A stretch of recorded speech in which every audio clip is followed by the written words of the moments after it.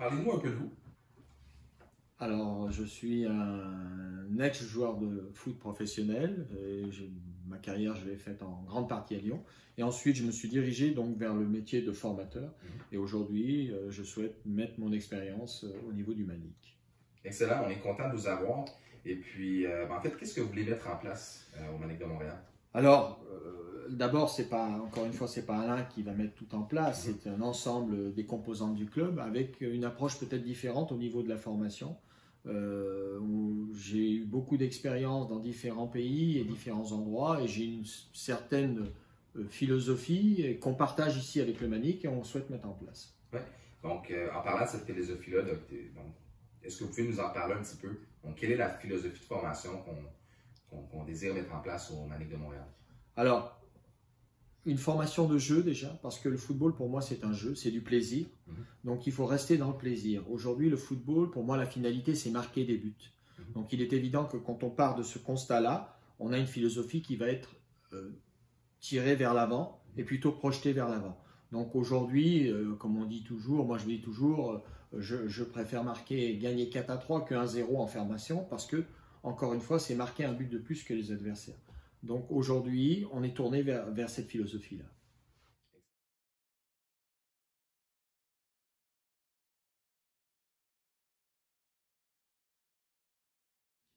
Aujourd'hui, le but du football, c'est aller marquer des buts. Le but, c'est que les enfants puissent être créatifs. C'est-à-dire que la finalité, c'est aller marquer un but de plus que l'adversaire. Et ça, pour moi, c'est essentiel. Donc, ça veut dire que toute notre philosophie va découler de cette phrase-là. Ça veut dire, bien sûr, qu'il va falloir travailler les principes défensifs, mais, encore une fois, aucun joueur ne va être frustré par rapport à l'attaque. Tout le monde peut attaquer, ce n'est pas interdit. Après, il y a des équilibres à respecter, bien sûr.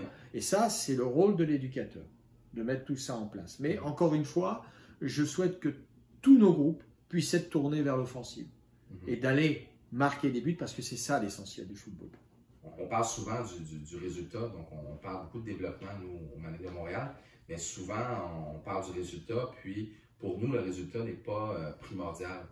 Je ne sais pas si vous pouvez développer un peu sur cet aspect-là. Alors, il y a deux métiers différents. Pour moi, il y a deux métiers différents. Il y a le formateur et la formation et il y a les professionnels. Aujourd'hui, les professionnels, on est dans un métier de performance et de résultat.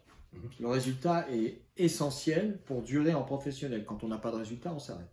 Et après, il y a la formation. La formation, le résultat est une des composantes de la formation. Ce n'est pas l'essentiel, c'est important, mais ce n'est pas l'essentiel. Aujourd'hui, il y a beaucoup de paramètres dans la formation, dont le résultat. Voilà. Mais ce n'est pas quelque chose d'essentiel. Excellent.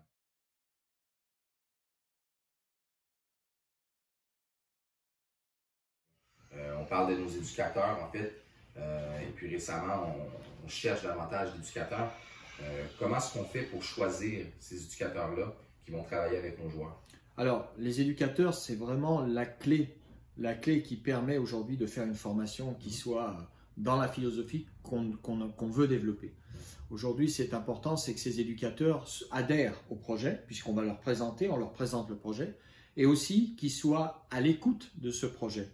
Donc ça, c'est important aussi, qu'ils aient aussi une philosophie de jeu, parce que ça, c'est important. Et encore une fois, je répète, cette philosophie de jeu, elle est essentielle pour pouvoir avoir des enfants qui puissent venir pour avoir du plaisir et pour progresser. Puis on avait parlé dans les choix de nos éducateurs que ce n'était pas nécessairement des choix de compétences ni de formation, c'est plus un choix de passion et un choix d'adhésion à notre philosophie. Exactement. Donc aujourd'hui, je pense que la formation, bien sûr, mais elle se fera au niveau du Manic, puisqu'on sera là aussi pour aider et former les éducateurs qui sont là. Mais encore une fois, c'est la passion qui va déterminer ça. Aujourd'hui, la passion, l'envie d'apprendre, l'envie d'être à l'écoute, de proposer également, c'est ça qui va faire avancer le Manic. Aujourd'hui, les compétences, bien sûr que c'est important, mais aujourd'hui, avoir des compétences et pas pouvoir les mettre sur le terrain, ça ne sert à rien.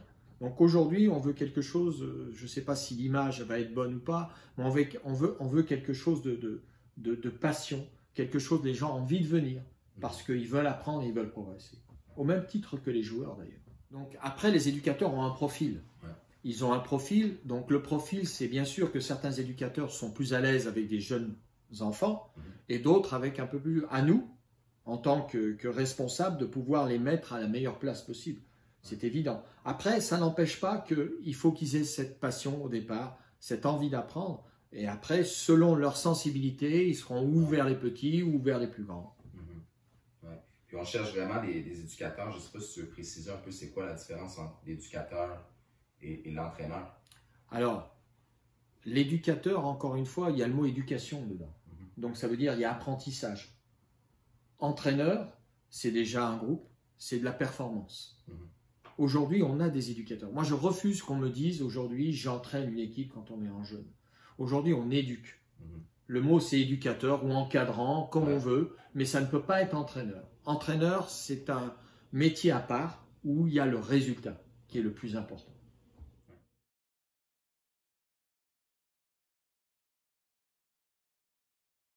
Donc, quelles sont les approches pédagogiques que vous préconisez? Alors, les approches pédagogiques, ça c'est important aussi parce que, encore une fois, quand on veut donner quelque chose, quand on veut faire passer une image, il est évident que cette approche pédagogique, elle est importante. Aujourd'hui, si on n'aime pas le club, déjà, c'est compliqué pour avoir cette approche pédagogique. Pour que ça marche, la formation, il faut qu'il y ait un langage commun sur les éducateurs, au même titre que la direction. C'est-à-dire que la philosophie, elle est là, mais quand on va donner, on va dispenser des entraînements, il va falloir qu'on ait le même langage. Si on a des langages qui sont différents vis-à-vis des enfants, ça va être compliqué pour les enfants. En plus, je pense que l'éducateur doit avoir un langage approprié sur le groupe d'enfants qu'il a. On ne peut pas avoir le même langage avec des U10 et avec des U14 ou des U15. Ce n'est pas possible. Donc, il va falloir avoir un langage. C'est pour ça que je reviens sur la précédente question en disant que le profil de l'éducateur est important par rapport à sa sensibilité. Ouais, tout à fait. Puis on parle beaucoup d'apprentissage par le jeu, surtout pour les plus jeunes, les jeunes de la pré-académie. Donc, qu'est-ce que ça veut dire exactement l'apprentissage par le jeu et pourquoi on va vers ce type d'entraînement ou d'apprentissage? Alors, on ne va pas tout dévoiler non plus parce que ce n'est pas le but non plus. C'est que nous, ce qui est important, c'est que aujourd'hui, les enfants prennent du plaisir. Ouais. En pré-académie, si un enfant ne prend pas de plaisir, il va venir une fois, deux fois, puis après il va aller voir ses parents en disant j'aimerais aller autre part ou faire autre chose. Donc aujourd'hui, c'est leur donner du plaisir. Pour faire du plaisir, je pense qu'aujourd'hui, dans la pré-académie, on va se diriger avec beaucoup de formes jouées. Parce que c'est ça qui est important pour eux, c'est de pouvoir venir et jouer. Ils sont dans le plaisir. Ils ne sont pas aujourd'hui dans une performance ou dans un résultat, ils sont dans du plaisir. Donc il faut leur laisser cette notion de plaisir et cette notion d'amusement. Oui. Et ensuite, comment ça se passe sur le terrain en fait? Comment est-ce qu'on fait pour former nos groupes? Aujourd'hui, ce qu'on veut mettre en place, ça va être une forme d'entraînement qualitative et non pas quantitative. Donc aujourd'hui, on part sur des groupes en pré-académie notamment, 1 pour 10, 1 pour 12, c'est-à-dire un éducateur pour 12 maximum, pour 12 enfants dans l'encadrement. Pourquoi? Parce qu'aujourd'hui, il est important que si on veut réaliser quelque chose de confortable pour les enfants, c'est qu'on puisse les observer bien comme il faut. Donc aujourd'hui, s'il y a un éducateur pour 20, ce n'est pas possible. On ne peut pas. Si en plus sur un terrain on met 100 enfants, on ne peut rien faire parce que c'est très compliqué. Il va y avoir des ballons de partout, des maillots de partout, des enfants de partout et on ne fait rien de bien. Pour moi, si on met 100 enfants sur un terrain, alors je ne veux pas froisser bien sûr ceux qui le font, mais pour moi c'est de la garderie. On ne dispense pas quelque chose qui soit spécifique. Un éducateur pour 12, on est déjà dans du confort. Ça veut dire qu'on connaît bien ces enfants, qu'on va pouvoir les aider, qu'on va pouvoir les développer et leur permettre d'avancer dans le sport qu'ils aiment.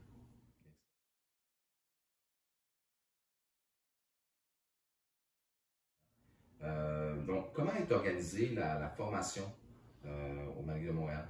Alors, nous, ce qu'on veut mettre en place aujourd'hui au niveau de la formation orale, c'est d'abord le baby-foot. C'est-à-dire les petits de U5 jusqu'à U8 à peu près. Ouais. Entre U8 et U12, on va rester dans la pré-académie. Ensuite, entre U13 et U16, on va être dans la préformation. Ouais. U17, U19, on va être dans la formation. Juste une petite spécificité. Sur les U19, c'est la post-formation pour moi.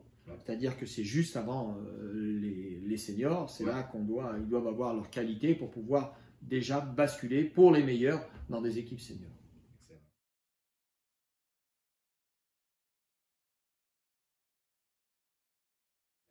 Et bon, quel encadrement offrez-vous aux joueurs au niveau collectif et individuel?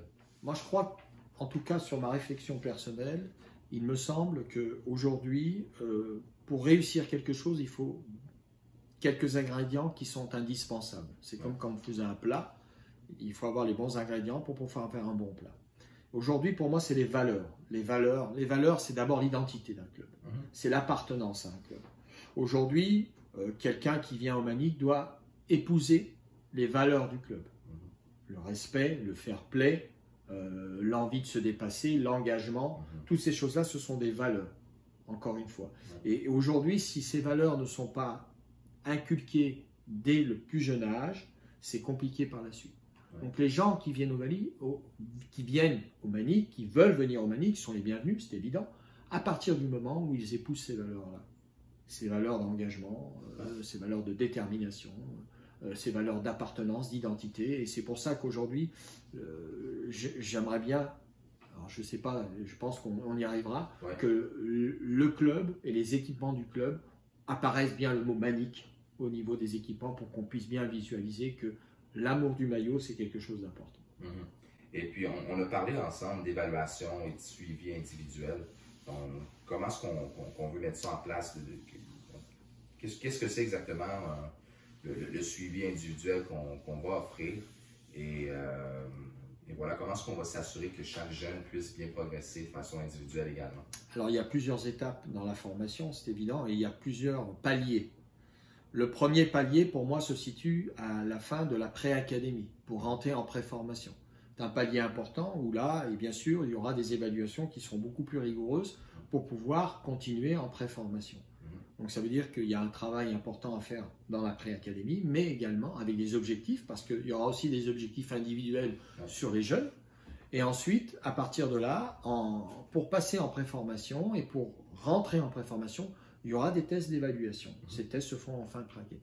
Et le deuxième palier, je vais dire, il est à la fin de la pré-formation, où là, intervient plusieurs choses, parce qu'on aura les enfants déjà depuis pas mal d'années, donc ce ne sera pas facile, mais quand il faudra bien sûr se séparer peut-être de certains d'entre eux, je ne le souhaite pas, je souhaite que tout le monde reste bien sûr, mais cette deuxième évaluation, il y aura peut-être à ce moment-là aussi peut-être du recrutement extérieur qui pourra se faire également, parce que peut-être que des enfants nous quitteront ou auront voulu aller autre part, on ne sait pas, mais en tout cas, c'est deux paliers importants qui sont essentiels, à mon avis, sur la formation. Donc, dans le travail individuel, outre les évaluations qu'ils vont avoir dans certaines étapes et paliers par rapport à la formation, ils auront sur des fiches individuelles où il y aura les évaluations et leur progression.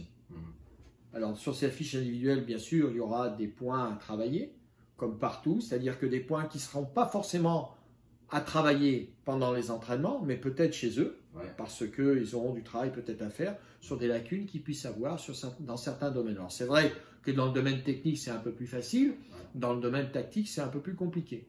Mais il y aura des entraînements qui seront uniquement sur les manques de certains joueurs, donc à travailler. Peut-être consacrer sur un entraînement sur les manques en disant, ben voilà, toi tu dois faire un travail technique, voilà ton travail technique. Là, on a un groupe pour faire un travail tactique parce que justement, vous n'avez peut-être pas bien compris ce qu'on veut mettre en place, donc on va vous réexpliquer. Donc il y a des ajustements à faire ça sur des entraînements.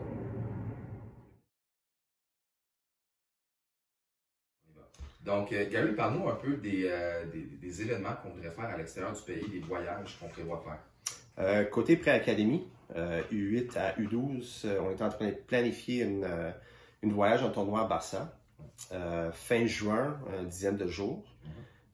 Côté de pré-formation, de U13 à U16, on est en train de regarder, de les amener en Europe encore, probablement en Espagne, mi-août. Puis si on fait cette année un niveau de formation qui serait de U17, U19, ces groupes-là, on va les amener en Écosse aussi au fin octobre. Puis Gary, explique-nous pourquoi, en fait, c'est important pour toi d'organiser ces voyages-là. Il y a plusieurs raisons. La première raison, c'est ça, c'est pour donner ouvrir la porte pour les enfants, pour leur démontrer c'est quoi le foot à l'extérieur du Québec. Pour aussi qu'ils se fassent comprendre que voir leur niveau contre les gens de même âge en Europe. Et aussi de faire changer un peu leur idée de ce que ça prend côté développement pour arriver à réussir à leur rêve.